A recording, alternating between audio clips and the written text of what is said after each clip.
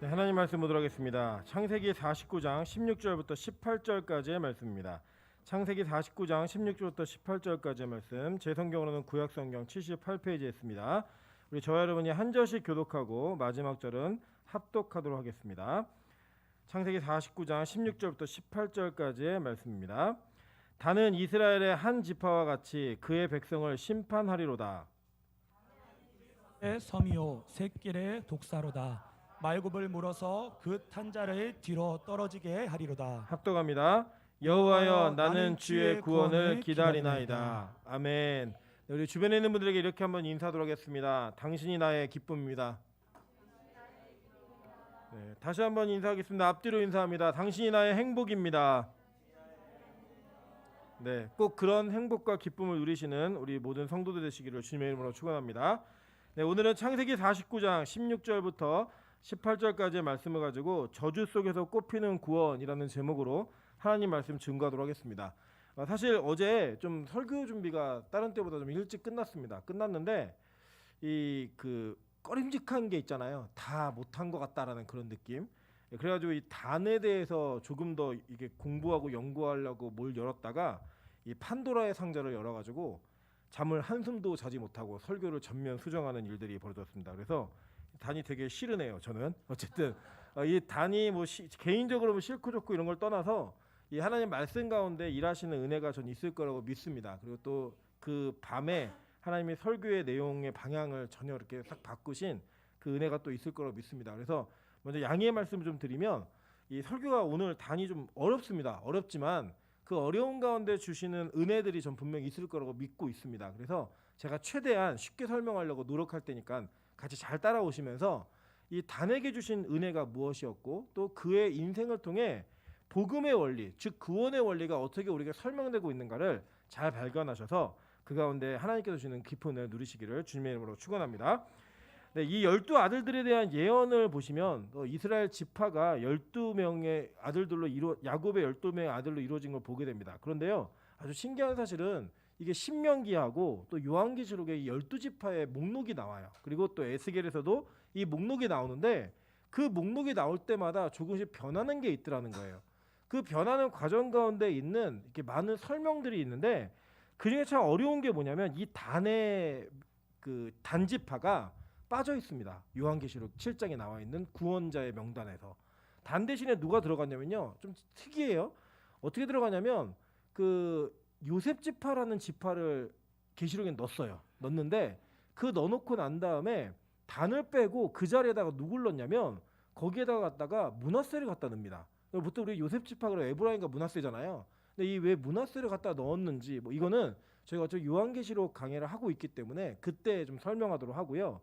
이 단이 얼마나 어렵고 좀 복잡한지를 설명을 드리는 거예요. 이 단이 여기에서는 등장하는데 분명히 요한계시록에는 빠져 있다라는 거예요. 그래서 이 몰몬교 아시죠? 몰몬교는 이 단지파가 미국으로 건너왔다라고 믿습니다. 그리고 또 일부의 한국 개신교인들 중에 좀 이단적인 사상에 빠지신 분들이 이 단이 한국으로 와가지고 단군이 되었다라고 얘기하는 분들이 계세요. 그래서 이게 증거로 뭘 되냐면 우리가 산에 올라가면 뭐라 그러죠? 야호 하잖아요. 그게 야훼 이렇게 부르는 거에서 변해가지고 야호가 되었다라고 얘기하기도 하고 또 이제 전체 전 세계 민족 가운데 손도 안 대고 코 푼다 이런 얘기 있잖아요. 그래서 진짜 우리는 길거리에서 이렇게 흥 하고 딱 푸는 게 있잖아요. 그걸 딱 두 민족만 합니다. 이스라엘과 한국 민족. 그리고 또 이제 물동이를 머리에 이고 그냥 걸어갈 수 있는 민족이 두 민족이 있습니다. 어느 민족이죠?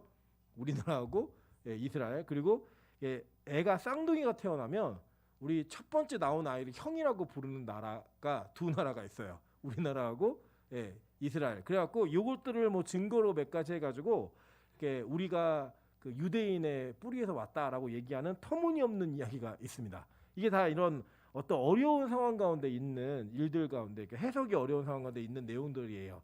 그래서 요거를 제가 이해할 수 있는 한 최대한 접할 수 있는 모든 자료를 거의 다 접했다라고 얘기해도 과언이 아닌 상태로 제가 이 설교를 준비했습니다. 준비하다가 보니까 제가 이전에 갖고 있던 어떤 생각들 이런 것도 좀 수정된 것들이 있고 또 이전에 모르던 사실들 그리고 또 이것들을 어떻게 전달해야 될지에 대한 고민들이 좀 짧아서 이 설교가 매끄럽지 않을 수는 있어요. 그러나 적어도 여러분이 이해하실 때 단이라는 지파를 통해 하나님이 이런 일을 하셨구나라고 하는 성경의 이야기는 제가 오늘 웬만한 거 다 설명을 드리려고 합니다. 그 과정을 통해서 또 각자 받은 은혜를 좀 누리시고 제가 전달하고자 하는 내용이 좀 잘 전달되므로 말미암아 단을 통해 그 어떤 구원이 꼽히고 있는지를 우리가 잘 살펴보고 또 은혜를 누리시기를 바랍니다. 이 12아들들에 대한 예언이 이 창세기 49장에서는 순서가 깨져 있죠. 그죠? 그리고 오늘 여러분이 살펴보시는 단을 보시면 실제로 단은 야곱의 5번째 아들입니다. 5번째 아들이고 그 5번째 아들임에도 불구하고 오늘 이 창세기 49장에서 나오는 예언의 순서로는 좀 몇 번째 있죠? 하나, 둘, 셋, 넷, 다섯, 여섯, 7번째에 나오는 아들이 돼요. 그래서 그 내용들이 전달되고 있습니다. 그래서 오른쪽에 있는 표, 간지 오른쪽에 있는 표를 보시면 아들 나온 순서대로의 그 순서를 얘기하고 있고요. 왼쪽은 여러분이 아시는 바와 같이 예언의 순서대로 이 순서를 바꾸어 놓은 것입니다. 그래서 그 내용들을 들어보니까 이 야곱의 축복 속에 나오는 단에 대한 내용이 뱀하고 독사예요. 그죠? 이 뱀과 독사를 얘기하고 있고 또 그의 결과가 말의 탄 자를 넘어지게 한다라고 하는 내용들로 진술되어 있는 것들을 보게 됩니다. 그래서 이 뱀과 독사라고 얘기하는 것은 실제로 이스라엘 민족에게는 이 뱀이라고 하는 짐승이 우리가 가지고 있는 이미지와는 전혀 다른 이미지였습니다. 이 원래는 이 뱀이라고 하는 이 단어 자체가 여러분이 아는 것처럼 이렇게 막 무섭고 두렵고 공포심을 얘기하는 그 단어만은 아니었어요. 이 나스라는 단어인데 이 단어가 원래는 지혜롭다 그리고 예언을 하다라는 단어로부터 파생되어진 단어입니다. 그래서 여러분 기억하시겠지만 뱀을 처음 성경이 소개할 때 뭐라고 얘기했냐면 지혜롭다라고 얘기해요. 그리고 예수님께서도 너희가 뱀처럼 지혜롭고 비둘기처럼 순결하라 라고는 얘기를 하시면서 유대 민족에게 뱀은 지혜로운 동물이었습니다. 지혜를 상징하는 동물이었고 이 뱀이 가지고 있는 이미지가 나쁜 이미지가 아니었어요. 그런데 이 뱀이 선악과를 따먹을 때 결정적인 역할함으로 말미암아 뱀에게 내려진 저주가 사망 그리고 심판 그리고 마귀라고 하는 옛뱀, 큰용, 마귀의 개념으로 이어지면서 이 뱀이라는 이미지가 전환되어지는 것들을 보게 됩니다. 그래서 지금 여러분이 알고 계신 이 창세기를 처음 들었던 출애굽한 이스라엘 백성들에게는 뱀이라고 하는 것은 공포의 대상이었고 죽음의 상징이었습니다. 왜냐면요, 여러분 아시죠? 민수기 22장에 보면 하나님께서 불평하는 이스라엘 백성들에게 불뱀을 풀어버리셨어요. 원래 영어로는 카펫 스네이크라고 얘기하는 그 카펫 뱀이라고 얘기하죠. 우리 식으로 얘기하면은. 근데 어떻게 이해하시냐면 그냥 살모사라고 이해하시면 돼요. 왜냐하면 낙타가 물리면 낙타가 30분도 되지 않아 죽습니다. 그런 아주 강력한 독을 가지고 있었던 뱀이었기 때문에 이스라엘 민족들 이걸 듣고 있는 출애굽한 백성들에게 사막에서 만나는 뱀은 자신의 죽음을 그대로 직면하게 만드는 그런 어떤 상징이었다라는 거예요. 근데 오늘 그 단어가 누구에게 쓰이고 있어요? 단에게 쓰이고 있다라는 겁니다. 그렇다면 왜 도대체 이것이 이렇게 쓰여 있고 또 여기 보면은 그 뒤에 독사라는 단어가 나와요. 그죠? 이 독사라는 단어는 실제로 여기 보면은 이제 셰피폰이라고 얘기하는데 이 나하시라고 하는 뱀이라는 의미와 이 셰피폰이라고 하는 그것은 조금 더 강력한 뱀. 그러니까 우리로 얘기하면 뭐 칠보사 뭐 이렇게 얘기하는 거 있잖아요. 그죠? 우리 보통 쟤는 구렁이야 이렇게 얘기하는 거고 쟤는 칠보사 같아. 그러니까 왜 칠보사는 왜 그러냐면 물리면 7발 걷고 죽는다고 얘기해서 칠보사예요. 이렇게 얘기하는 것처럼 강력한 어떤 독과 강한 공격성을 가지고 있는 이런 내용들을 얘기하는 단어로서 이 단에 대한 내용이 표시가 됩니다. 실제로 단은요 굉장히 싸움을 잘하는 지파였어요. 여러분이 잘 기억 못하시겠지만 민수기 1장과 27장에 나와 있는 인구조사를 보면 유다민족 다음으로 많은 지파였고 북쪽의 대장 지파였습니다. 그리고 여러분이 잘 알고 있는 성경에서 가장 싸움을 잘하는 사람이 누구죠? 1대 다로 싸워도 전혀 꿀리지 않았던 사람 누구예요? 삼손. 그죠? 이 삼손이 단지파 인물입니다. 그래서 역사적으로 이 단지파에는 굉장히 용사들이 많이 있었고 전쟁을 잘하는 그런 전투적인 아주 호전적인 그런 성향을 가지고 있었던 민족이었다고 하는 것이 성경의 여러 증거들을 통하여서 증명되는 것들을 보게 됩니다. 그렇다면 이 단이 도대체 어떻게 태어났고 어떻게 출발했고 성경 안에서 어떻게 쓰여졌길래 이 구원이라고 하는 곳에서 제외되어진 자가 되었는가? 요한계시록의 구원의 12지파에서 빠진 지파가 되었는가를 오늘 말씀을 통해 한번 살펴보도록 하겠습니다. 먼저 2번을 보시면 어떻게 태어나는지를 얘기합니다. 창세기 30장 1절부터 6절입니다. 라헬이 자기가 야곱에게서 아들을 낳지 못함을 보고 그의 언니를 시기하여 야곱에게 이르되 내게 자식을 낳게 하라. 그렇지 아니하면 내가 죽겠노라. 야곱이 라헬에게 성을 내어 이르되 그대를 임신하지 못하게 하시는 이는 하나님이시니 내가 하나님을 대신하겠느냐. 라헬이 이르되 내 여종 빌하에게로 들어가라. 그가 아들을 낳아 내 무릎에 두리니 그러면 나도 그로 말미암아 자식을 얻겠노라 하고 그의 시녀 빌하를 남편에게 아내로 주매 야곱이 그에게로 들어갔더니 빌하가 임신하여 야곱에게 아들을 낳은지라. 라헬이 이르되 하나님이 내 억울함을 푸시려고 내 호소를 들으사 내게 아들을 주셨다 하고 이로 말미암아 그의 이름을 단이라 하였으며 라고 얘기해요. 자, 이 상황이 어떠냐면 여러분 이제 잘 기억하시면 우리 창세기 30장 배울 때 배우셨겠지만 이 레아는 첫째 부인임에도 불구하고 야곱의 사랑을 받지 못했습니다. 반면에 이 둘째였던 라헬은 두 번째 부인임에도 불구하고 총이 있었다고 얘기하는데 그 총은 똑똑한 총명 이걸 얘기하는 게 아니라 은총할 때 사랑받다는 총자예요. 그래서 사랑을 받았어요, 남편에게. 그런데 하나님이 특히 이게 하나님이 얄궂게 아이러니하게도 사랑받지 못하는 레아에게는 쓴풍쓴풍 아들을 계속 낳게 하시고 실제로 여기 성경에 나와 있는 것처럼 루벤, 시므온, 레위, 유다라고 하는 아들 넷을 줄줄이 납니다. 예, 뭐 지금으로 하면은 딸을 못 낳는 게 굉장히 큰 어려움인데 이때는 무조건 아들을 낳아야 돼요. 아들을 낳은 거예요.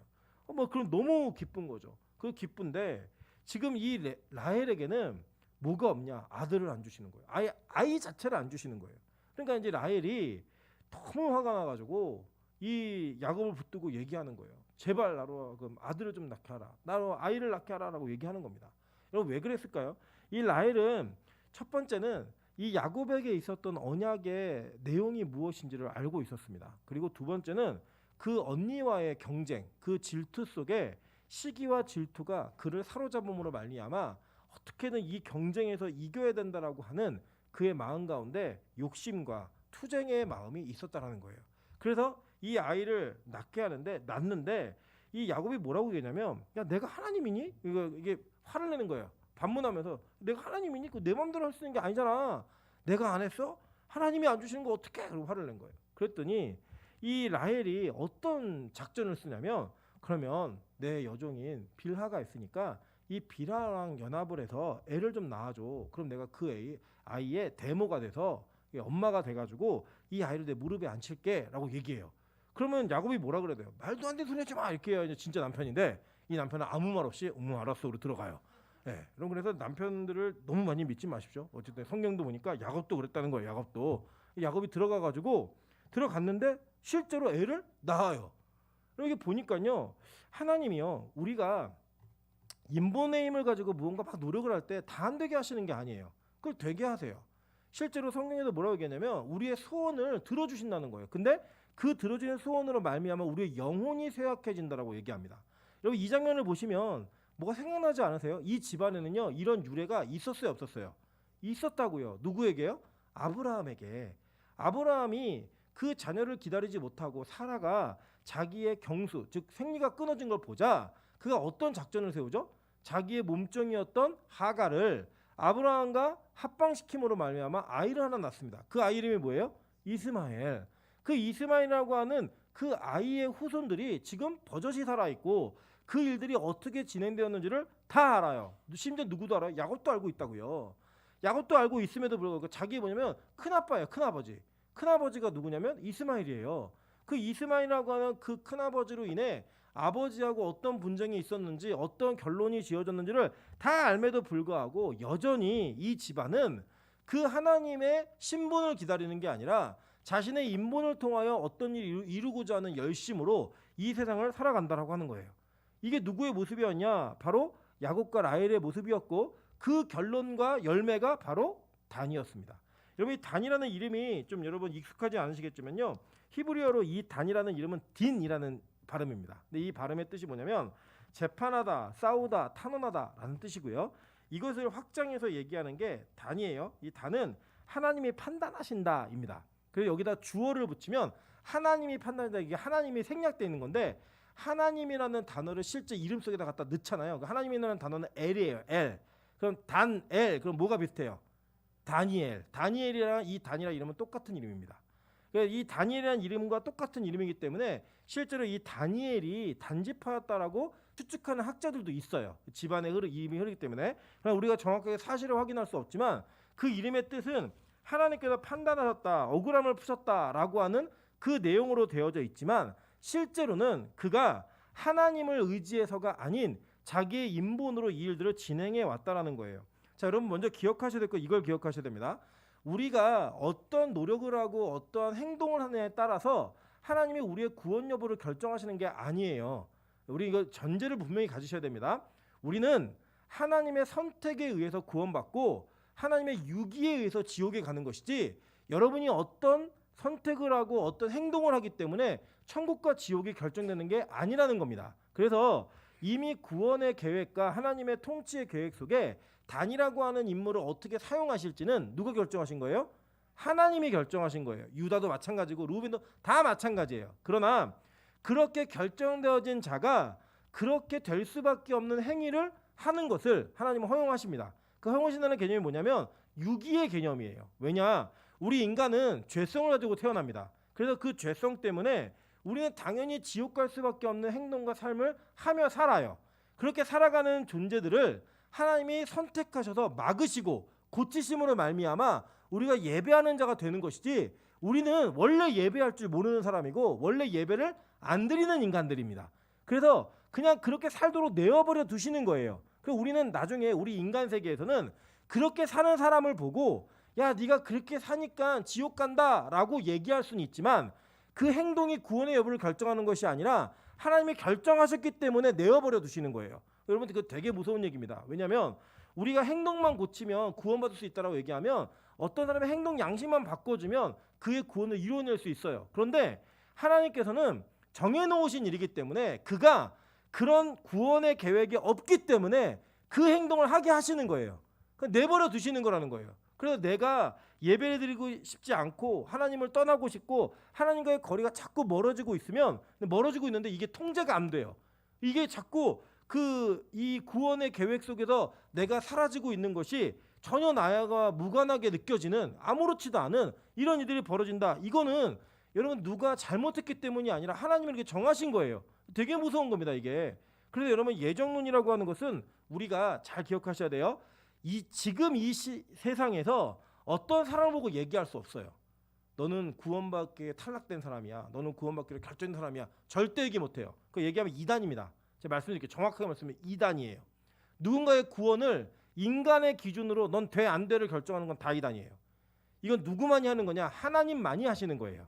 그래서 이것은 언제 우리가 고백할 수 있냐면 결과론적으로 천국의 심판대 앞에 서서 내가 죄 가운데 구원받을 때에 하나님 내가 선택받은 백성이었군요 라고 고백하는 그 고백 속에 진정한 고백이 나오는 것이고 진짜 답이 나오는 거예요. 그리고 우리 인간 세계에서는요 몰라요.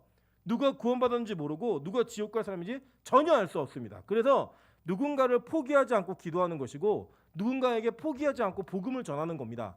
우리는 그런 태도로 살아야 돼요. 그게 바로 이 땅을 사는 사람들의 모습이라는 거예요. 자, 그런 차원에서 단이라는 사람을 좀 이해해 보자는 거예요. 그런 차원에서. 그렇다면 단의 행동과 행위는 결정되어 있는 내용이었지만 인간 세계에서 그렇게 태어난 단은 어떻게 살았는가 그리고 어떻게 예언되어져 있는가를 먼저 보시자는 거예요. 그에 대한 예언은 이겁니다. 오늘 읽은 본문을 보시면 단은 이스라엘 한 지파와 같이 그의 백성을 심판하리로다. 단은 길섭의 뱀이요 샛길의 독사로다. 말굽을 물어서 그 탄자를 뒤로 떨어지게 하리로다. 여호와여 나는 주의 구원을 기다리나이다 라고 얘기하는데 자 보세요. 뱀이 말굽을 물었다라고 얘기하는데 이 말굽이 히브리어는 아케브인데 뒤꿈치예요.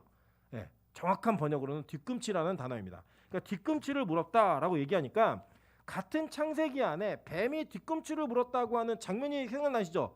그게 뭐냐면 창세기 3장 15절입니다. 내가 너로 여자와 원수가 되게 하고 내 후손도 여자의 후손과 원수가 되게 하리니 여자의 후손은 내 머리를 상하게 할 것이요 너는 그의 발꿈치를 상하게 할 것이라 하시고 이 발꿈치가 아케브 똑같은 단어예요.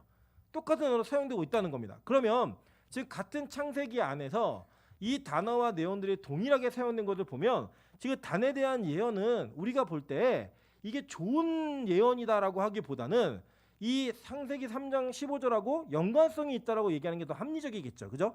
이 합리성을 가지고 계속 보도록 하겠습니다. 자, 그래서 이제 먼저 이거를 제가 어떤 결론을 가져갈지를 먼저 보여드릴게요. 로마서 11장 25절부터 28절에 보면 이렇게 얘기해요.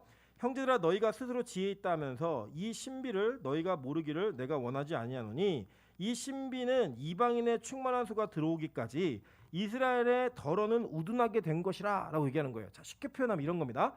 하나님의 구원의 계획 가운데 이스라엘 백성이라고 하는 것은 구약 시대에 12지파를 상징으로 교회라고 하는 상징이 묶여진 거예요. 그런데 그 가운데 다 구원받는 게 아니라 일부는 우둔하게 된 자들, 떨어지는 자들이 있다는 거예요. 그래서 그 떨어지는 자들로 인하여서 뭐가 있냐면 이방인들의 수가 들어오기 시작한다는 거예요. 그 이방인 수가 들어오는 것을 통해 구원이 이루어진다라고 얘기합니다. 실제로 예수님께서도요, 교회에 대한 이야기하면서 가라지를 얘기하셨어요. 그죠? 알곡과 가라지. 그래서 교회 안에 있다 그래서 다 구원받은 자가 아니라 교회 안에 있는 자들 가운데서 가라지, 즉 주님의 심판 날에 불에 태워질 자가 있다는 거예요. 그런데 지금 우리가 그걸 뽑지 말라는 거예요. 왜냐? 그걸 뽑다가 알곡이 다칠까 봐 못 뽑는다는 거예요. 그래서 교회 안에 우리가 보면은 우리 인간의 기준으로 저 사람은 정말 구원 못 받았을 것 같아, 저는 참 이상해 라고 얘기하는, 신앙이 없는 것 같아라고 얘기하는 사람이 있을지라도 그 사람은 내어주지 말라는 거예요. 왜냐? 그러다가 그 사람이 구원받은 사람일 수도 있기 때문에 그거 하지 말라고 분명히 말씀을 하셨어요. 그래서 중요한 포인트는 뭐냐면 교회 안에도 쭉정이와 가라지가 있다는 겁니다. 그러니까 알곡만 있는 교회는 없어요. 그리고 이거 여러분 빛과 소금 교회도 마찬가지 이야기고 지구상에 있는 모든 교회에 다 포함되어지는 내용이고 역사 속에 다 포함되어지는 내용이에요. 그 쭉정이가 누구냐? 우리 몰라요. 저일 수도 있고 여러분일 수도 있고 누군가일 수도 있어요. 이거는 우리 인간이 알 수 있는 내용은 아닙니다. 그러나 분명한 사실은 있다는 거예요. 우리 단이 그렇게 이 포지션을 가지고 있는 거예요. 그렇다면 단이 왜 도대체 구원받은 자들, 그러니까 우리가 얘기했잖아요. 이게 처음에 했던 루벤, 그리고 시므온과 레위, 그리고 유다를 통해 타락한 자들, 그리고 이 인간의 표상을 그대로 보이는 자들이 유다로 말미암아 구원을 얻었고 그 얻은 자들에게 있었던 복을 스불론과 이사갈이 표현해줬죠. 그죠?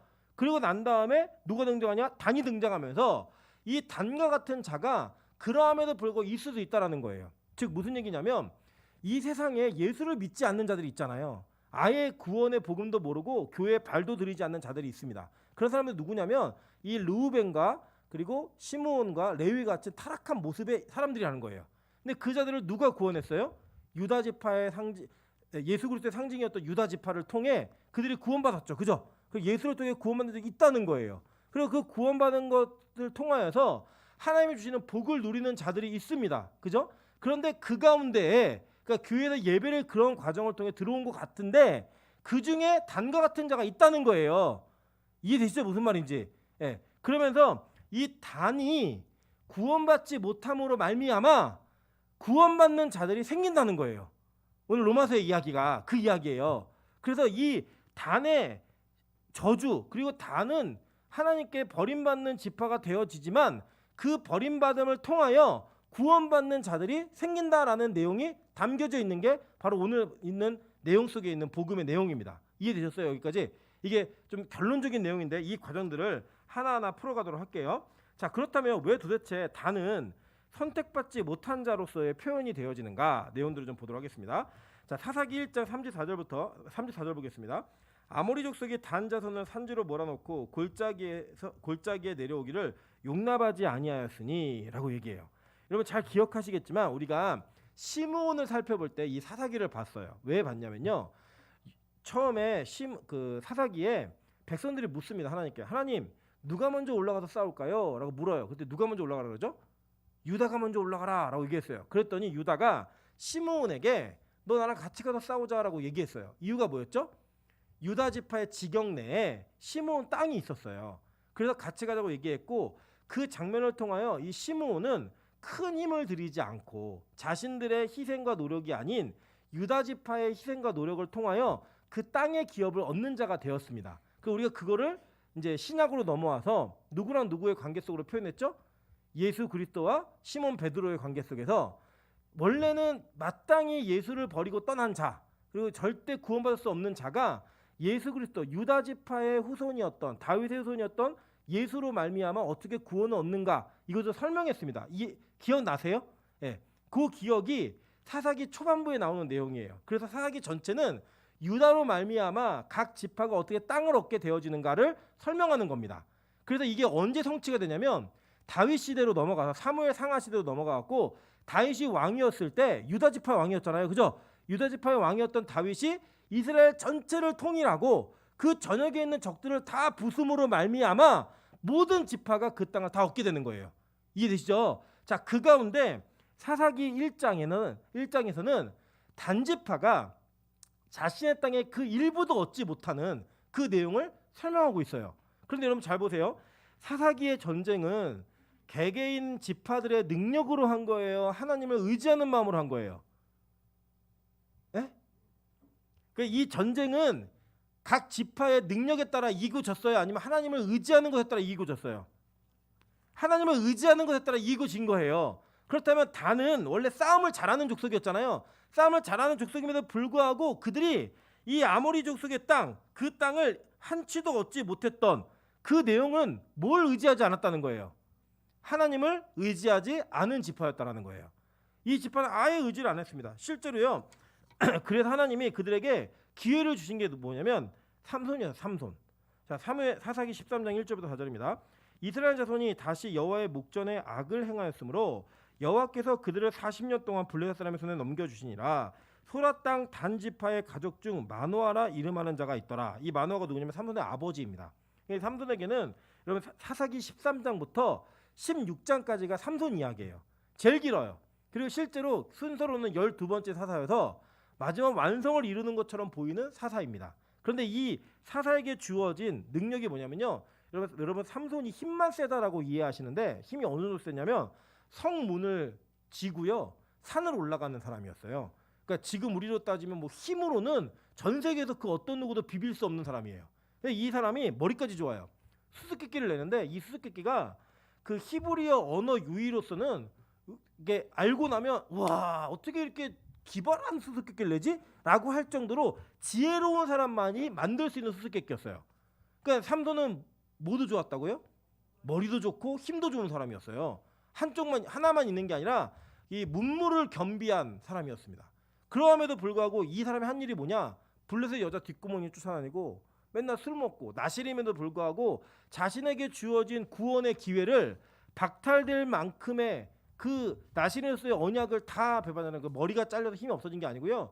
나실에는 세 가지 의무가 있습니다. 첫째는 뭐냐면 부정한 것, 그러니까 술, 포도는 건포도도 입에 대면 안 돼요. 예, 술이나 독주를 입에 대지 말라라고 얘기했고, 두 번째는 부정한 것을 만지지 말라라고 얘기했고, 세 번째는 머리를 깎지 말라고 얘기했어요. 그런데 이 두 가지는 이미 어겼죠, 그죠? 술은 뭐 아주 고주망태였고요. 술고래예요, 술고래. 그 다음에 부정한 것을 손대지 말라 그러는데 사자가 죽은 사자에게 벌 꾸리는 걸 먹잖아요. 부정한 것을 이미 만진 사람이었어요. 그럼에도 불구하고 한 가지 지키고 있었던 게 뭐예요? 머리를 자르지 않았던 거예요. 그런데 이 머리를 자르지 않아야 된다라고 하는 그 언약을 누구에게 발설하냐? 이방인에게 발설하고 이방 여인인 들릴라가 그의 머리를 자름으로 말미암아 그의 언약이 깨지는 거예요. 그래서 여러분 잘 기억하시겠지만 삼손의 머리가 다시 자라기 시작하니라 라고 얘기하는 게 머리카락에서 힘이 나온다는 얘기가 아니고 그의 언약이 지켜지고 있음을 얘기하는 거예요. 언약이 회복되고 있음을 얘기하는 상징이었던 거예요. 그렇듯 이렇게 삼손은 자기에게 주어진 자기의 지파와 이스라엘 전체 민족의 운명을 바꿀 수 있을 만한 모든 능력과 지식을 갖췄음에도 불구하고 그의 행위와 행동은 어떤 행동이었냐면 자신의 유익과 자신의 쾌락을 쫓아 사는 그 삶을 사는 사람이었다는 거예요. 그게 바로 삼손의 모습이었습니다. 자, 근데 이 삼손의 모습이 16장까지 나와서 그가 블레셋 사람과 함께 죽어요. 죽고 난 다음에 17장에 미가 이야기로 이어지는데 이 미가 이야기가 아무 상관없는 것 같지만 단지파하고 아주 밀접한 관련이 있어요. 그 내용을 좀 보도록 할게요. 사사기 17장 1절부터 3절입니다. 에브라임 산지에 미가라 이름하는 사람이 있더니 그의 어머니에게 이르되 어머니께서 은 1,100을 잃어버리셨으므로 저주하시고 내 귀에도 말씀하셨더니 보소서 그 은이 내게 있나이다.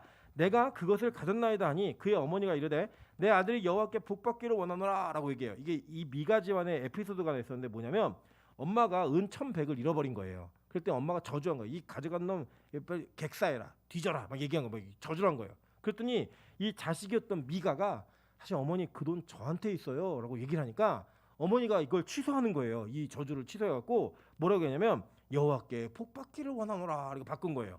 근데 이 돈이 찜찜하잖아요. 찜찜하니까 다시 아들에게 줍니다. 그러니까 아들이 이걸 가지고 다시 어머니에게 돌려드리면서 은 200을 가지고 뭘 만드냐면 신상을 만들어요. 예, 그 신상을 만들어서 그 집안에다가 놓았습니다. 예, 이 놓았어요. 놓고 난 다음에 자기 형제 중에 자기 후손 중에 하나를 데려다가 네가 제사장에 제사장 시킨 거예요.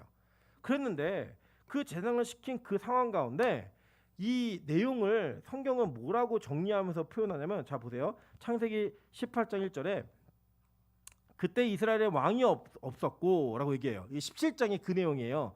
이스라엘에 왕이 없었고 라고 얘기하면서 이 시대에 왕이 없으므로 그들이 각자 속이는 옳은 대로 행하였더라 라고 하는 것을 말하고 있는 거예요 지금. 그러면서 그 뒤에 뭘 이해하냐면 보세요. 단지파는 그때 거주할 기업의 땅을 구하는 중이었으니 이는 그들이 이스라엘 지파 중에서 그때까지 기업을 분배받지 못하였습니다 라고 얘기하면서 1장에도 분배받지 못했던 단지파가 지금 사사기는 21장까지 있거든요. 18장 올 때까지 아직도 분배를 못 받고 있는 거예요. 그 땅을. 그런데 왜 이 미가 이야기가 중간에 관계도 없이 쑥 들어오느냐. 이 미가가 자기 집에 이 산당을 차려놓고 그 신상을 모셔놓고요. 자기 자손 중에 하나를 제사장 삼아가지고 거기서 예배를 드리고 있었습니다. 그때 예루살렘으로부터 온 제사장 하나가 이제 방랑하는 거예요. 왜 방랑하냐면 사실은요. 제가 이제 몇 번 말씀드렸지만 레위 지파는 그 시대에 중산층 이상의 삶을 살았어요. 그런데 이게 그 당시에 11조를 잘 안 냈는지 이 예루살렘에 있던 제사장 하나가 그 나중에 이제 그 누구냐면 모세의 후손으로 직계 후손으로 밝혀져요. 이 직계 후손인 사람이 돌아다니다가 미가를 만난 거예요. 미가를 만나니까 미가가 야 내가 지금부터 너한테 매년마다 옷 한 벌씩 주고 은 10개씩을 줄게. 그리고 먹을 거 충분히 줄 테니까 너 우리 집 제사장 안 할래? 그랬더니 좋아. 그랬고 집안의 제사장으로 들어가서 그 신당을 모셔요. 그랬더니 미가가 뭐라고 얘기하냐면 야 드디어 내 신전에 제사장이 들어왔기 때문에 이게 나의 기업이 되고 이게 하나님이 이제부터 우리 집안에 복을 줄 거라고 얘기하는 거예요. 이 장면이 지금 사사기에 단지파와 연결해서 나오는 장면이에요. 그런데 이게 이제 어떤 일이 벌어지냐면 그 상황에 단지파가 원래 블레셋 땅 지역을 분배를 받았어요. 근데 이 블레셋이 펠레셋이라고 하는 해양 민족이어서 가나안 땅의 철기 문화를 가장 먼저 갖고 들어온 지파예요. 그래가지고 얘네가 힘이 세요. 이 블레셋 사람들이. 그러니까 이 단지파가 얘네를 싸워서 이기려고 그러니까 너무 힘든 거예요. 힘드니까 야 우리 그 땅 하지 말고 다른 땅을 좀 찾아 나서자. 그래고 다른 땅을 찾아 나서서 정탐꾼을 보냈다가 라이스라고 하는 곳에 그 정탐을 하게 됩니다. 그래서 이 사람들이 와가지고 600명의 미간의 집에 들려가지고 이 제사장에게 묻는 거예요. 야 우리 가서 이 전쟁하면 이길까 질까? 우리 잘 될까? 물어보는 거예요. 그랬더니 너네 잘 될 거야 라고 얘기를 했어요. 그래갖고 정말로 딱 보니까 이게 형통해지니까 어떤 일을 하냐면 지금 이 미가의 집에 있는 신상과 그 제사장을 야 너 우리가 더 잘해줄 테니까 갈래? 꼬시는 거예요. 그랬더니 또 이 제사장은 오 좋아 그러고 따라가는 거예요. 네. 이제 그 장면이 사사기에 나오는 장면이에요. 그래갖고 미가가 뒤를 쫓아가요. 사람들을 모아가지고 너 이거 뭐 하는 짓이야? 그랬더니 야 조용해 죽여버리겠어. 그랬더니 다 조용해요. 이게 내용을 볼게요. 이게 사사기 18장 22절부터 26절입니다. 그들이 미가의 집을 멀리 떠난 때 미가가 이웃집 사람들을 모아서 단 자손을 따라 붙어서 단 자손을 부르는지라 그들이 얼굴을 돌려 미가에게 이르되 내가 무슨 일로 이같이 모아가지고 왔느냐 하니 미가가 이르되 내가 만든 신들과 제사장을 빼앗아 갔으니 이제 내게 오히려 남는 것이 무엇이냐 너희가 어찌하여 나더러 무슨 일이라고 하느냐 하는지라 단 자손이 그에게 이르되 내 목소리를 우리에게 들리게 하지 말라 노한 자들이 너희를 쳐서 내 생명과 내 가족의 생명을 잃게 할까 하노라 하고 단 자손이 자기 길을 간지라 미가가 단 자손이 자기보다 강한 것을 보고 돌이켜 집으로 돌아왔더라. 이 그 장면인 거예요. 그러니까 뭐냐면 야 이제 앞으로 한마디만 더 해서 네 목소리 들리면 다 죽여버린다 얘기했더니 이제 미가가 쫄아가지고 가만히 있다가 그냥 집에 간 거예요. 여기 통째로 가져간 거예요. 그거 누가 가져갔어요? 단지파가 가져간 거예요. 여러분 이 단이요 그렇게 가져가가지고 여기에서 한 일이 뭐냐면요 보세요. 사사기 18장 27절부터 31절입니다. 단자손이 미가가 만든 것과 그 제사장을 취하여 라이스에 이르러 한가하고 걱정 없이 사는 백성을 만나 칼날로 그들을 치며 그 성읍을 불사르되 그들을 구원하는 자가 없으니 그 성읍이 베드르홉 가까운 골짜기에 있어서 시돈과 거리가 멀고 상종하는 사람도 없음이었더라. 단자손이 성읍을 세우고 거기 거주하면서 이스라엘에게서 태어난 그들의 조상 단의 이름을 따라 그 성읍을 단이라 하니라. 그 성읍의 본 이름은 라이스였더라. 단 자손이 자기들을 위하여 그 색인 신상을 세웠고 모세의 손자여 게르솜의 아들인 요나단과 그의 자손은 단 지파의 제사장이 되어 그 땅 백성이 사로잡히는 날까지 이르렀더라. 하나님의 집이 실로에 있을 동안에 미가가 만든 바 색인 신상이 단 자손에게 있었더라 라고 얘기합니다. 그러니까 뭐냐면 단 지파는 이 유래를 계기로 해가지고 아예 그 나라가 망해가지고 끌려가기 때까지, 그럼 언제 북이스라엘이 망할 때까지 계속 이걸 데리고 있는 거예요. 네. 이게 어마어마한 사건이에요 지금. 그러니까 한 이스라엘 지파 가운데 아예 우상에게 묻고 우상에 말하는, 그러니까 지금 뭐냐면 무당이에요, 무당 완전히. 여러분 이게 지금 이 시대에만 있는 일이 아니라는 거예요. 잘 볼게요. 먼저 뭐 했느냐, 이 내용들을 우리 지금 현대 시대에 그대로 적용하면 이런 겁니다. 어떤 집안에서 자신의 집안이 잘 되기 위해서 자신을 위한 자기의 돈을 들여 하나님을 섬기는 명분으로 자신들을 위한 우상을 만들어요. 그리고 그 우상을 만들어 놓고 자기를 축복해주고 자기의 집안에 잘 되는 것을 빌어줄 만한 목사 하나를 데려다가 채용을 하는 거예요. 그 채용을 하고 다른 말 하지 말고 우리 집안 잘 되는 것만 얘기해줘. 그러면서 그 모든 것을 물었어요. 그런데 지나가던 힘 있는 교회에서 어떻게 했냐면 그 목사가 좀 영험한 거 신령한 것 같으니까 우리가 데려갈게. 청빙해서 데려간 거예요. 데려가서 하는 건 뭐냐면 너 우리를 위해서 앞으로 예언하고 우리를 위해서 앞으로 좋은 말만 해줘 라고 얘기하면서 우리가 연봉 줄게, 이렇게 먹여줄게, 살려줄게 라고 얘기하니까 그래 좋아 라고 하면서 메뚜기처럼 교회를 옮겨 다니고 있는 거예요. 그러면서 성도들은 뭘 바라냐면 부드러운 말해, 하나님 말씀, 죄 이런 거 얘기하지 말고 잘 된다고만 얘기해줘, 평안함만 얘기해줘 라고 얘기하는 그 요청을 통하여 자신들의 유익을 이루기 위해서 자신들의 영역도 아닌, 그리고 자신에게 주어진 땅도 아닌 라이스라고 하는 지역을 가가지고 그 지역에 있는 선량한 백성들을 다 죽여버리고 자신들의 이름을 지어놓고 거기다가 자신들의 성을 쌓고 자신들의 신을 모시며 살고 있는 거예요. 그게 누구의 모습이냐? 지금 현대교회의 저와 여러분의 모습인 거예요. 내 자신의 안위를 위해서 내가 어떻게 하면 먹고 살 수 있을까를 고민하는 게 목회자들의 모습이고요. 또 그 목회자들에게 우리가 먹여줄 테니 나에게 좋은 말만 하고 내 신경에 거슬리게 하지 마. 너랑 나랑 서로 좋은 것만 주고받는 거야 라는 얘기를 통하여 하나님께서 원하시는 말씀, 살아있는 율법과 하나님의 말씀이 우리를 통치하게 만드는 일은 아예 제외시해버리고 그냥 서로 좋은 이야기, 서로를 축복하고 복받는 이야기를 주고받으면서 그것을 언제까지 섬기느냐? 망할 때까지 섬기는 거야. 망할 때까지. 그렇게 한 일에 그 만행을 성경은 그대로 기록해 놓고 있는 겁니다. 그래서 이 단지파가요, 아예 날 때 출생부터 자신의 유익과 자신의 복을 위해서 인본적으로 쌓아온 그 혈통의 흐름이 이 지파에게 계속 전달되고 있는 거예요. 계속 볼게요. 하나님은 어떻게 대적하는가? 레위기 24장 10절부터 11절입니다. 이스라엘 자손 중에 그의 어머니가 이스라엘 여인이요 그의 아버지는 애굽 사람이 어떤 사람이 나가서 한 이스라엘 사람과 진영 중에서 싸우다가 그 이스라엘 여인의 아들이 여호와의 이름을 모독하며 저주함으로 무리가 끌고 모세에게로 가니라. 그의 어머니의 이름은 슬로미시오 단지파 디브리의 딸이었더라 라고 얘기해요. 성경은요 지금 어떠한 사람을 얘기하는데 지금 이게 언제 있었던 일이냐면 광야 생활할 때 있었던 일이에요. 근데 이 광야 생활 중에 어떤 사건이 있었냐면 이스라엘 사람이 둘이 막 싸웠어요. 싸웠는데 이 싸운 사람 중에 한 사람이 누구냐면 아버지는 애굽인, 어머니는 이스라엘 사람이에요. 근데 이제 싸우다가 하나님을 모독하는 얘기를 사람들이 다 듣는 거예요. 그러니까 뭐 예를 들어 내가 뭐 예를 들어 이런 상황이었을 것 같아요. 이거는 상상이에요. 내가 그거 안 훔쳐갔다고, 내가 그거 너한테 피해 끼치지 않아서 내가 하나님 이름으로 맹세했더니 야 하나님 같은 그지 같은 신 갖고 얘기하지 마 이런 얘기만 한 거예요 그냥. 그러니까 이걸 보고서 잡아다가 봐서 조사해봤더니 아버지는 애굽인이에요. 그러니까 아버지로부터 이제 아버지는 출애굽한 사람이에요. 출애굽한 사람이기 때문에 아버지로부터 신앙교육을 받지는 못했을 것 같아요. 왜냐면 10가지 재앙을 통해 그냥 쫄래쫄래 따라오는 잡족 중에 한 사람이었으니까. 근데 어머니는 누구였어요? 정통 유대인. 그러면 이 어머니를 통해서 그는 하나님을 통한 신앙을 배웠어야 해요. 근데 그 어머니를 통해서 그는 신앙을 배우지 못하고 하나님을 저주하는 자리까지 간 거예요. 그러니까 성경은 아버지의 이름은 아예 관심도 갖지 않아요. 어머니의 이름은 그의 어머니가 이런 이름이고 어떤 누구의 딸이었는지를 얘기하면서 단지파의 내용을 밝히고 있는 겁니다. 그만큼 지금 이 단지파의 신앙교육은 그 단지파의 딸들이 이방 남자들과 결혼을 했고, 뭐 이거는 사실 뭐 구원받은 출애굽의 포함되어 있는 거기 때문에 그 큰 정제함을 가질 수는 없어요. 그러나 그 뒤에 그 어머니는 이 아이가 하나님을 저주할 만큼 신앙에 대한 교육을 올바르게 가르치지 못했다라는 거예요. 그걸 성경은 이 레위기에서 율법으로 고발하고 있는 겁니다. 이 고발하면 단지파에 대한 내용을 밝히고 있죠. 자, 여기 보면요. 열왕기상 12장 25절부터 29절에도 이 단지파가 섬기고 있는 땅이 무슨 일이 있었는지를 얘기하고 있어요.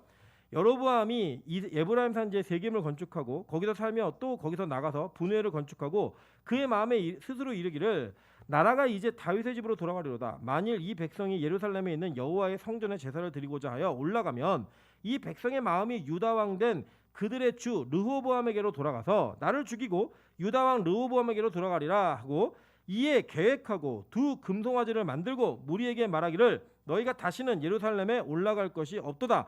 이스라엘아 너희는 이는 너희를 애굽 땅에서 인도하여 올린 너희의 신들이라 하고 하나는 베델에 두고 하나는 단에 둔지라라고 얘기해요. 그래서 이 사람이 이 여로보암이 취한 조처가 뭐냐면 레위인이 아닌 제사장을 뽑아요. 날짜를 바꿔요. 그래가지고 예배를 마음대로 드리게 하는 거예요. 내려가지 말고 너네 예루살렘으로 가지 말고 여기서 예배 드려. 거기 갔다가 마음만 흔들리고 신생생해지니까 가지마라고 얘기할 때 두 장소를 택했어요. 하나는 베델, 그죠? 그리고 또 하나는 뭐였어요? 단. 여러분 이 단이요 신약에서는 어디로 불리냐면 가이사라 빌립보라고 불리는 곳이에요. 이 가이사라 빌립보는 어떤 지역이냐면 제가 가봤는데 만신 동굴이 있어요. 만신 동굴이 있다는 건 뭐냐면 만신을 섬기는 동굴이 있어요. 그 신을. 그래서 거기서 어떤 신이든 예배하는 곳이었어요. 그래서 거기서 예수님이 제자들에게 묻는 거예요. 사람들이 다 누구라고 하니?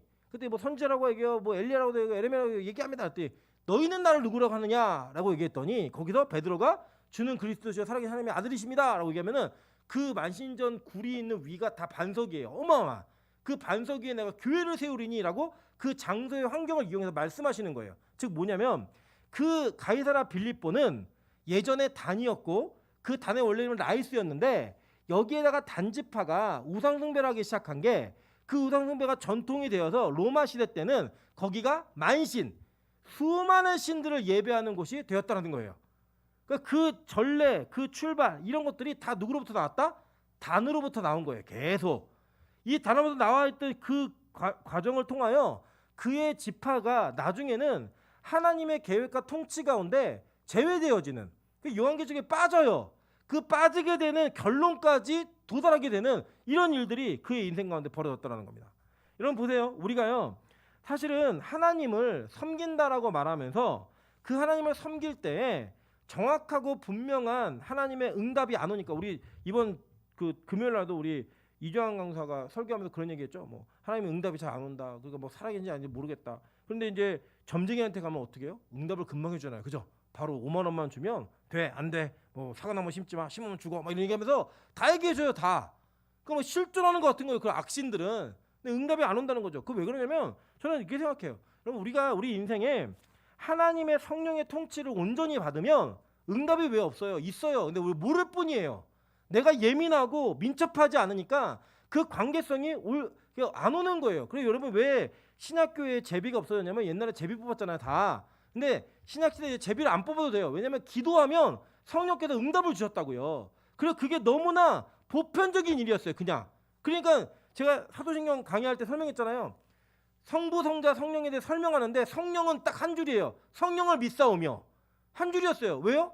그 시대에는 초대교회 때는 너무나 그게 보편적으로 확인되어지는 역사였다고요. 그런데 지금의 현대 교회들이 그 성령에 예민하고 충만하지 않다 보니까 하나님이 있는지 없는지 잘 모르는 거예요. 근데 여러분 한번 보세요. 여러분의 인생에 그 하나님이 역사하시는 일들을 막 경험하시잖아요. 왜 확신이 안 들어요? 왜 그 하나님이 애매해요? 정확하고 분명하게 보입니다. 그 통치가 정확하게 우리 안에 나타나요. 근데 그게 안 나타나는 이유는 우리가 성령과 그런 교제가 없다는 거예요. 여러분 물론 마찬가지입니다. 이게 전하고 있는 저도 부족해요. 어떤 때 보면은 뭐 저희 어머님은 되게 부러워요. 막 부러운데 뭐가 부럽냐면 자다가 일어나셔갖고 꿈에 설교했대요. 그래서 그 설교를 적어가지고 설교 시간에 하세요. 그냥 얼마나 하나님과 교제를 하면 꿈에도 우리는 꿈에 연예인 나타나잖아요. 야한 꿈 꾸고 먹는 꿈 꾸고 막 이런 거 하잖아요. 근데 그분은 하나님의 통치와 그 관계성을 너무나 중요시하니까 꿈에서도 설교를 하고 하나님과 교제하더라는 거예요. 근데 그게 안 되잖아요. 우리는 안 되니까 밤새서 설교 준비하는 거죠. 이 무능한 거예요, 되게. 기도해가지고 막 오면 얼마나 좋아요. 막 기도 일어났는데 설교를 주셨습니다. 얼마나 행복해요. 신령해 보이고. 근데 그걸 가짜로 할 수도 없는 거잖아요. 가짜라면 무당이고요. 진짜 이건 거짓 선지자고. 진짜 그런 일들이 우리 안에 있으면 살아계신 주라는 그 찬양의 고백은 진실의 고백이 되는 거예요. 근데 그게 안 되니까 자꾸 우리가 하나님에 대한 존재에 의심이 생기고 우상을 찾는 거예요. 우상을. 그래서 실제로요, 이 백성들이 평생 하는 일이 뭐였냐면 우상에게 묻는 거예요. 악신들에게 묻는 거예요. 악신들은요, 그런 내용들을 통하여 우리를 미혹하는 겁니다. 미혹. 아시죠? 여러분, 그래서요, 우리 무당들이 보통 이렇게 보면요, 가짜들이 많아요. 바람잡이도 많고, 밖에서 얘기하면서 집이는 무슨 일 때문에 왔어? 막 얘기하면 그 정보 다 바로 들어갔고 바로 얘기하는 사람도 있고, 보통 뻔하잖아요. 40대 50대 여성분이 들어오면은 고민이 뭐겠어요? 남편 외도 아니면 자식 문제 아니겠어요? 그런 거 갖고 얘기하고 사업 얘기, 남자도 오면 그런 얘기 하는 거예요. 다 그렇게 하면서 뭐 여러분 그 심리 테스트 아시죠? 심리 검사 같은 거 하면요, 똑같이 적어서 다 나눠주면요, 다 자기 얘기래요. 다 이거 맞대요. 그거 다 그런 혈액형 다 똑같은 겁니다. 그런 걸 통해서 우리를 미혹하는 거예요. 미혹. 그 미혹되어지는데 우리는 그게 응답이라고 생각해요. 그게 악한 마귀가 주는 메시지임에도 불구하고 여전히 우리는 그것을 통해 우리의 인생을 결정하는 거예요. 내가 어디로 이사 갈지 안 갈지, 손 없는 날이 언젠지, 이런 일들을 하고 앉아 있는 그 모습, 그게 이스라엘 백성들의 모습이었어요. 맨날 거기 가서 묻는 거예요. 그 우상에게 묻고 나무에게 묻고 바위에게 묻고 이런 걸 물으면서 하나님을 대적하고 하나님의 집을 떠나는 그런 일들을 너무나 많이 했다라는 거예요. 너무나 많이. 그래서 하나님은요, 의도적으로 그의 인생의 그 단이라고 하는 인생을 통하여 저주받아 버림받는, 심지어는 교회 안에 있음에도 불구하고 가라지가 되어지는 그런 지파를 상징적으로 선택하신 거예요. 그래서 그를 제하여 버리시는 거예요. 자, 이게요, 여러분 신약으로 넘어오면요, 이게 누구예요? 가룟 유다인 거예요. 12지파 12제자, 그 제자 가운데 모두가 다 하나님을 섬기는 자들이었고, 심지어는 가룟 유다가 여러분 그냥 무능한 사람이 아니었습니다. 가룟 유다는요, 세리였던 마태를 제치고 예수님의 전체 재정을 관리하는 사람이었고요. 심지어는 이 가룟 유다는 병도 고치고 귀신도 내어쫓고 천국 복음도 전했던 자예요. 이 12제자에 속해 있던 이 가룟 유다가 자기의 유익을 위해 은 30을 받고 누굴 팔아요? 예수를 팔아버리는 거예요. 이 세상의 돈, 이 세상의 명예, 그 권력을 취해서 그 팔아버리는 그 가룟 유다. 그래서 그가 버림받는 겁니다. 그 버림받는 12지파 안에 속해 있었지만, 12제자 안에 속해 있었지만 하나님을 버리는 자, 그리고 하나님을 배반하는 자, 그 예수 그리스도를 팔아버리는 자로서 상징적인 인물로 그가 사용되고 있는 거예요. 여러분, 그래서 실제로 본문을 보세요. 본문에 뭐라고 얘기하냐면 다는 이스라엘의 한 지파 같이라고 얘기해요. 그죠? 네. 영어로 서치해지. 그러니까 뭐뭐 같다. 지파 같지만 그 지파가 아니라는 거예요. 그 지파 같이 행동하는 그 사람이 있는데 그의 모습이 이렇게 나타나고 있다는 겁니다. 그리고 여러분 보세요. 사사기에서 단지파는 어떻게 사용되는 거냐면 첫 번째도 기업이 없었던 자, 그리고 마지막까지도 기업이 없는 자예요. 그래서 우리 9번 다시 한번 볼게요. 사사기 18장 1절입니다. 그때 이스라엘 왕이 없었고 단지파는 그때 거주할 기업의 땅을 구하는 중이었으니 이는 그들이 이스라엘 지파 중에서 그때까지 기업을 분배받지 못하였습니다 라고 얘기하면서 단이 이제껏 여기까지도, 사사기가 거의 다 끝날 때까지도 기업을 받지 못하는 자로서 상징되어지는 거예요. 그가 전쟁 안 했을까요? 했어요. 했는데 누구랑 했어요? 말도 안 되는 라이스라는 지역에 가가지고 그곳에 있는 사람들을 멸절시켜버리고 하나님의 말하지도 않은 땅을 취하는 것으로 인해 자신들은 신앙생활, 즉 자기의 기업을 얻은 것처럼 보여졌어요. 근데 그게 아니라는 거예요. 그것을 하나님 원치 않으셨다는 거예요. 우리가 뭐 할까요? 우리 인생을 보면요, 하나님께서 우리가 각자의 소명에 맡기신 영역들이 있어요. 예를 들면 어떤 이에게는 봉사의 사명을 맡기시고, 어떤 이에게는 물질의 사명을 맡기시고, 어떤 이에게는 설교의 사명, 여러 가지를 다 맡기시는 거예요. 근데 예를 들어 제가 기도하는 거예요. 하나님, 저는요 설교 준비하는 게 너무 힘들어요. 토요일마다 잠도 못 자고 힘들어 죽겠으니까 하나님, 나는 돈 많이 벌어서 헌금으로 선교하겠습니다 라고 제가 결정을 하면 하나님이 그것을 인정하실까요, 안 하실까요? 안 하셔요. 예, 아시죠? 실제로 힘들진 않아요. 전 너무 행복해요, 사실. 예, 설교 중에 너무 행복하고 너무 좋아. 여러분이 힘드시죠? 제가 설 너무 길게 해가지고 막 힘들고 괴로우시겠지만 저는 너무 좋아요, 진짜. 그런데 가정을 해서 말씀 드리는 거예요. 하나님이요, 여러분 각자에게 맡겨진 사명이 있어요. 근데 우리는 그 사명이 때로 힘들 수 있어요. 왜냐면요, 여러분 단지파가 싸움을 제일 잘하는 지파니까 제일 센 적이 있는 곳을 맡기신 거예요. 그래서 그 싸움을 하게 하신 건데 이 싸움이 너무 힘드니까 얘네가 그 땅을 버리고 약한 지역을 찾아서 자기 눈에 보이기 좋은 곳을 찾아갖고 거기를 가가지고 하나님이 시키지도 않은 짓을 한 거예요. 그래갖고 그걸 취해놓고 이거 내 땅이야. 그리고 여기는 내가 섬긴 하나님이 계셔라고 말하는 거죠. 여러분 우리가 그렇지 않다라고 단정할 수 있을까요? 여러분 살면서도요, 꺼림직한 게 있어요. 내가 이거를 해야 되는데 왜 안 했지? 라고 하는 그런 생각들. 제가 이제 교제하는 친구 가운데 저희 이제 입학을 97년도 제가 97학번인데 신학과를 입학을 딱 해서 들어갔는데 총신대학교에 화제가 되는 한 명이 있었어요. 그 누구냐면 머리를 노랗게 염색한 신학과 학생이 하나가 들어왔어요. 근데 그 당시에는 머리를 염색한다 그러면 동네 양아치들이나 머리를 염색했지 저희 때는 그랬어요. 지금은 아닙니다. 이미지가. 근데 그 친구 입학을 하자마자 온 전 학교가 다 화제였어요. 저희는 왜냐면 다 믿어야지 들어오니까 쟤 뭐야? 무슨 과야? 신학과래? 진짜? 이런 애가 있었어요. 근데 그 친구를 저희가 이제 친구 몇 명이 같이 돌봐주면서 같이 친하게 지내고 이렇게 하는데 결국에 이 친구가 나중에는 이제 전도사 생활을 하다가 결혼해서 아이를 낳는데 이 교회 사례는 너무 적고 월세도 내야 되고 애도 키우는 게 너무 힘들어가지고 과외를 하기 시작해요. 과외를. 근데 과외가 너무 잘 돼갖고 과외로 연 1억을 번 거예요. 그래갖고 지금 용인에다 학원을 내가지고 5층 건물이 다 자기 학원이고 그 매 수강생이 450명 이렇게 돼요. 학원이 잘 돌아가요. 근데 그 친구가 저희를 만난 사람을 뭐냐면 자기는 패배의식이 있다는 거예요. 무슨 패배의식이 있냐면 목사 친구들을 만나면 내가 원래 저 길을 갔어야 되는데 내가 이 길을 안 간 게 뭔가 잘못된 게 아닐까라고 하는 꺼림직한 마음이 있다는 거예요. 그래서 제가 얘기했어요. 넌 안 와도 돼. 돈 벌어서 우리 교회에 헌금이나 해. 얘기했어요. 네. 그래서 지금 그 친구는 뭘 하냐면 자기가 그 금융 사업을 해가지고 낙도 선교, 그러니까 낙도에 있는 교회들 목사님들의 노후를 책임지는 일을 하고 싶대요. 네, 그런 일을 비전을 바꿔가지고 자기를 이제 진행하고 있는데 그 친구의 마음 가운데 뭐가 있냐면 항상 원래 내 사명은 이게 아니라 저건데 이거를 안 해서 내가 뭔가 문제가 있지 않을까라는 두려움이 항상 있는 거예요. 그래서 이제 그것들로 자유해야 될 필요성도 있지만 만약에 그런 느낌이 드신다면 뭔가 점검하셔야 돼요. 아, 내가 지금 하고 있는 일이 내 사명 맞나? 내가 뭔가 주님 앞에 해야 되는 사명이 있는데 안 하고 있는 일이 있지 않은가? 그래서 받은 달란트, 받은 은사가 하나님 앞에서 활용되고 있지 않다면 여러분 단지파일 수 있다는 거예요. 지금 여러분의 행위가, 여러분의 모습이 그 누구의 모습이었어요? 달란트 비움 가운데 한 달란트 받은 자였잖아요. 한 달란트 받은 자. 내가 이거 묻어놨습니다. 왜 묻어놔? 약하고 게으른 종아. 이 얘기 들었잖아요. 그 얘기를 들은 것처럼 실제로 우리 안에도 그런 요소가 있을 수 있다는 거예요. 아, 내가 원래는 이 일을 해야 되는데 왜 일을 안 하고 있지? 저는요, 제가 이게 뭐 단언하고 약속은 못 드리지만 결단하고 약속 드릴 수 있는 건 하나예요. 뭐냐면 이런 거예요. 저는 빛과 소금 교회를 하나님 보내셨다고 믿어요. 저는 하나님께서 명확하고 분명하게 너가 여기서 사명이 끝났으니까 다른 교회로 가라고 얘기하지 않는 이상은 어떤 교회에서 어떤 제의를 한다 할지라도 저는 이 교회를 지킬 거예요. 이게 제 사명이니까. 이게 제가 가야 될 길이니까 믿고 온 거예요. 믿고. 그리고 와보니까 진짜 맞아요. 그래서 여러분이 뭐라고 해도 저는 굴하지 않을 거예요.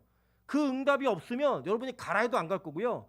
만약에 그 응답이 있다면 여러분 다 말려도 가야 되는 게 제가 가야 될 길인 거예요. 더 작은 교회에서 부르면 그 교회가. 근데 여러분 되게 웃긴 게 뭐냐면요.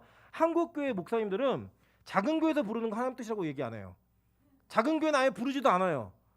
예를 들어 500명 교회가 5,000명 있는 교회 목사님을 청빙하지 않아요. 안 올 줄 아니까. 안 올 줄 아니까. 그리고 큰 교회에서 오라고 얘기하면요. 다 하나님 뜻이래요. 제가 한 번도 아니라 그러면 못 봤어요.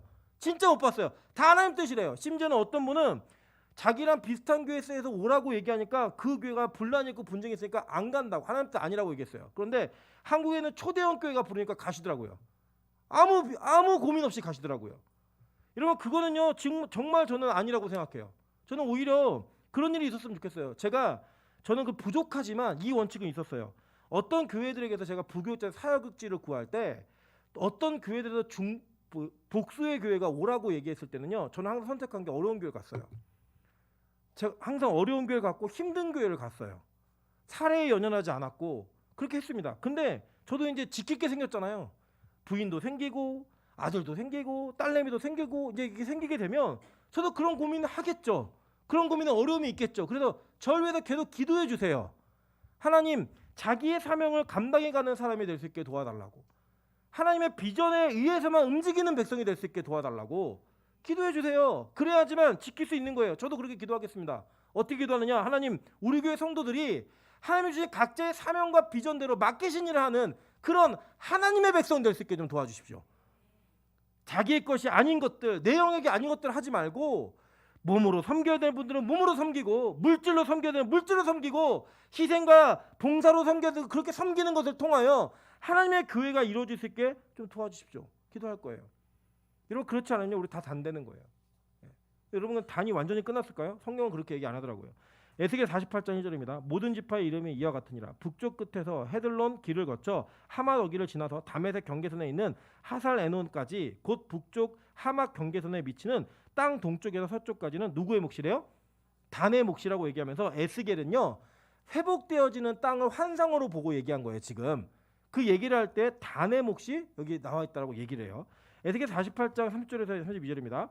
그 성읍의 입구는 이러하니라. 북쪽의 너비가 4,500척이라. 그 성읍의 문들은 이스라엘 지파들의 이름을 따른 것인데 북쪽으로는 문이 셋이라. 하나는 르우벤 문이요, 하나는 유다 문이요, 하나는 레위 문이요. 동쪽의 너비는 4,500척이니 또한 문이 셋이라. 하나는 요셉 문이요, 하나는 베냐민 문이요, 하나는 누구의 문이에요? 단의 문이며 라고 얘기하면서 12지파군을 다 소개하고 이게 여호와 삼마, 여호와께서 여기에 계시다 라고 하는 그 선언을 하는 게 바로 에스겔이에요. 여기에 누구의 문이 있어요? 단의 문이 있다는 거예요. 여러분 그래서요, 실제로 이 단은 버림받는 표상으로 이거 상징되어졌지만 이 단의 자리를 하나님께서 메꿔 가심으로 말미암아 구원받기로 작정된 자들을 구원하시는 거예요. 자, 보세요. 로마서 11장 1절부터 5절까지 바울이 이걸 설명합니다. 그러므로 내가 말하노니 하나님이 자기 백성을 버리셨느냐? 그럴 수 없느니라. 나도 이스라엘이니요 아브라함의 씨에서 난 자요 베냐민 지파라. 하나님이 그 미리 아신 자기 백성을 버리지 아니하셨나니 너희가 성경이 엘리야를 가리켜 말한 것을 알지 못하느냐? 그가 이스라엘 하나님께 고발하되 주여 그들이 주의 선지자들을 죽였으며 주의 제단들을 헐어버렸고 나만 남았는데 내 목숨도 찼나이다 하니 그에게 하신 대답이 무엇이냐? 내가 나를 위하여 바알에게 무릎을 꿇지 아니한 사람 7,000명을 남겨주셨다 하였으니 그런즉 이와 같이 지금도 은혜로 택하심을 따라 남은 자가 있느니라 라고 얘기했어요. 그죠? 이스라엘 백성 가운데 남은 자가 있다는 거예요. 예수를 못 박은 자들 중에 판자들 중에 남은 자가 아직 있다는 거예요. 그래서 구원의 은혜가 있다는 겁니다. 그래서 성경은요 가끔 어떤 인물을 이중적으로 사용을 해요. 자 보세요. 모세가 가나안 땅에 들어갔어요? 못 들어갔어요? 못 들어갔어요. 여러분 5회배 때 제가 설교했는데 못 들어간 이유가 뭐냐면 율법이 끝나고 예수로 말미암은 여호수아로 상징되어지는 복음으로 구원받는 은혜를 설명하기 위해 모세가 못 들어간 거예요. 그러면 모세가 천국 못 갔어요? 아니에요. 모세는 변화산에서 분명히 예수와 함께 이 상의를 하면서 구원받은 백성으로 명확하게 소개가 된 자예요. 그러니까 그는 그 율법의 종결, 그 율법이 우리를 구원하는 것이 아니라 예수 그리스도가 우리를 구원한다는 은혜를 설명하기 위해 사용되어졌지만 그가 완전하게 버림받은 것이 아닌 하나님의 은혜가 그에게 있음을 얘기하고 있는 거예요. 자 보세요. 가룟 유다 천국 가서 지옥 갔어요. 지옥 갔어요. 명확하게. 그런데 이 가룟 유다의 빈자리를 누가 메꿔요? 마띠아가 메꿔요. 근데 이 마띠아라는 이름의 뜻이 뭐냐면 하나님의 선물이라는 뜻이에요. 그리고 이 하나님의 선물이라는 마띠아는 뽑힌 이후에 그 뒤에 존재하지 않아요. 안 나와요. 이름이 안 나오는데 그 마띠아 빈 자리를 실제로 누가 메꾸냐면 그 역할을 사도 바울이 하는 거예요. 사도 바울 누구예요? 하나님이 택한 자. 택한 자가 제비를 뽑아서 들어간 자가 아닌 하나님이 성령으로 인하여 선택한 자가 그 자리를 메꾸는데 이 사도 바울의 정체성이 뭐냐? 그는 이방인의 사도인 거예요. 그래서 이 이방인들이 사도 바울이라고 하는 구원의 통로를 통해 12제자, 12지파의 상징이었던 교회로 마구 들어가는 거예요. 이해되세요? 그래서 하나님께서 어떤 특정한 사람들을 심판의 대상으로 심판의 샘플로 사용하세요. 그리고 그 심판의 내용을 보고 그 심판을 두려워하는 자들, 그리고 예수 그리스도를 찾는 자들이 그 심판 받은 자의 통로를 통하여 뭘로 들어가는 거예요? 구원의 자로 들어가는 거예요. 회개의 자로 들어가는 거예요. 그래서 다는 저주를 받았고 심판을 받았지만 그 심판받은 그 장소에서 구원의 꽃이 피는 거예요. 그래서 저와 여러분 같은 이방인들이 이 자리를 메꾸면서 들어감으로 말미암아 구원의 백성이 된 거라고요. 그래서 복음은 우리에게 지금 이 메시지를 설명하는 거예요. 단의 모습을 보면 저주받은 것 같지만 하나님이 그 샘플을 통하여 하나님의 백성, 구원받을 자들을 찾으시는 거예요. 지금도. 그리고 그 자들을 통해 하나님의 영광을 나타내시는 거예요. 그래서 가룟 유다는 그렇게 사용된 겁니다. 요한복음 14장 21절에 예수께서 이 말씀하시고 심령이 괴로워 증언하여 이르시되 내가 진실로 진실로 너에게 이르노니 너희 중에 하나가 나를 팔리라. 이게 누구예요? 가룟 유다였어요. 그런데 이 가룟 유다의 자를 메꾼 바울이 실제 바울, 그게 뭐 누군지 아세요? 제가 마띠아는 하나님의 선물이라는 뜻이었고 그 선물로 바울이 선택돼 들어가는 거예요. 그래서 자기 사도라고 부르잖아요. 사도라고 부르면서 얘기하는 겁니다. 갈라디아서 2장 8절이에요. 베드로에게 역사하사 그를 할례자의 사도로 삼으신 이가 또한 내게 역사하사 나를 이방인의 사도로 삼으셨느니라 라고 얘기하는 거예요. 그래서 아까 우리 읽었던 제가 아까 결론이라고 말씀드렸던 5번 로마서 11장 25절 28절 이게 이해가 되는 거예요. 이게 우리가 받아들여지는 거예요. 이해되시죠? 바로 이게 창세기의 야곱의 아들들에게 선포되어진 구원의 원리 메시지인 거예요. 여러분 이렇게 해요. 성경은요 면도칼 하나가 비집고 들어갈 수 없을 만큼 틈이 없이 정확한 예언을 통하여 하나님의 구원의 계획을 이루어 가시더라는 거예요. 제가 얼마나 기뻤겠어요. 이걸 발견하고 오늘 아침 8시에 설교 온 걸 제가 넘겼거든요. 이거 마무리 다 해가지고 너무 기쁜 거예요. 너무 즐거운 거예요. 행복한 거예요. 하나님, 첫 번째는 제가 이렇게 구원받은 존재입니다. 내가 원래 구원 백성이 아닌데. 나중에 요한계시록에서요, 여러분 므낫세가 들어가는데 므낫세는요 정확히 말씀하시면 이거예요. 원래 므낫세는 요셉의 장자였어요. 그죠? 장자였는데 그 장자권을 아무 이유 없이 상실했어요. 그죠? 그냥 하나님이 이렇게 축복하라 그래갖고 에브라임에게 간 거예요. 그래서 므낫세는 그냥 어떻게 보면 곁다리를 묻어가는 인생이었는데 이 단을 빼놓고 그 자리에다가 누굴 갖다 넣느냐? 므낫세 갖다 넣는 거예요. 이게 웬 떡이야? 나는 구원받을 자격이 없는 존재인데, 나는 원래 이 자리에 올 수 없는 존재인데, 그렇게 구원하시는 그 메시지가 요한계시록에 쓰여져 있는 거예요. 저 여러분이 그런 존재라고. 여러분 원래 구원 못 받는 존재잖아요. 여러분 단과 같이 행동하고 단과 같이 살았던 여러분의 인생 현적들이 너무나 많은 존재들이잖아요. 근데 그렇게 살았던 우리들의 모습을 통하여 하나님은 그 단을 죽여버리시고 그 단을 유기시켜버리시고 그 단의 자리를 메꾸는 은혜를 통하여 저 여러분을 구원하신 거예요. 그래서 우리가 지금 예배하는 겁니다. 지금 우리가 하나님의 저주 속에도 꽃피는 그 구원의 기쁨을 만끽하며 살고 있는 존재가 된 거예요. 그게 복음입니다. 이 복음을 붙들면서 여러분 고백하셔야 돼요. 하나님, 나는 원래 죽을 수밖에 없는 존재인데, 나는 원래 끝난 존재인데, 나는 살 수 없는 존재인데 하나님 그 저주 속에서 나를 구원하셨습니다. 그 저주 속에서 나의 영혼을 살리셨습니다. 내가 이 통로를 통해 예수 그리스도를 경험하고 교회라는 그 공동체로 들어오게 하셨습니다. 하나님, 이 감격의 주인공이 내가 됨을 고백하고 감사하는 그런 한 주간 되시기를 주님의 이름으로 축원합니다. 같이 한번 찬양하겠습니다. 우리 주님 마음 내게 주소서라는 찬양인데요. 이 찬양 가사에 보면요, 보소서 주님